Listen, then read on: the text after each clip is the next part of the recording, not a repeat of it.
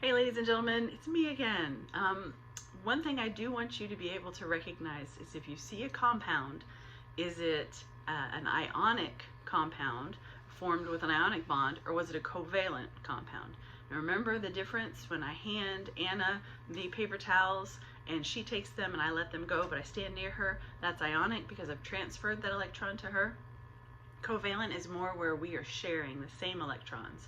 And so I'm actually going to stand there and hold those paper towels, and she's going to hold the paper towels, and it just gets super awkward. So the covalent bond is the sharing of the electrons, whereas ionic is transferring.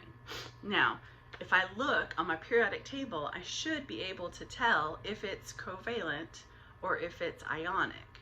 If it's covalent, it's going to be two nonmetals, and the nonmetals are over here above the stairs. Okay, so if I look at a compound and let's say it has nitrogen and oxygen in it, I'm looking around and I'm like, well, here is nitrogen and here is oxygen. They are both nonmetals. So that's going to be a covalent bond.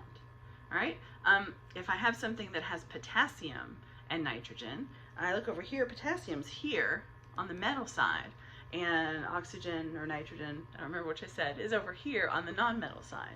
So that would be ionic because it's one metal and one non-metal. Covalent, two non-metals. All right, so when we name, remember the ionic ones, you name the cation and then the anion, and you take off the ending and you add IDE, unless it's polyatomic, and then you just say the polyatomic. If it's a non-metal, this is where all of those prefixes come in. Mono, tetra, tri. So you have to actually list how many of each of the non-metals you have in that compound.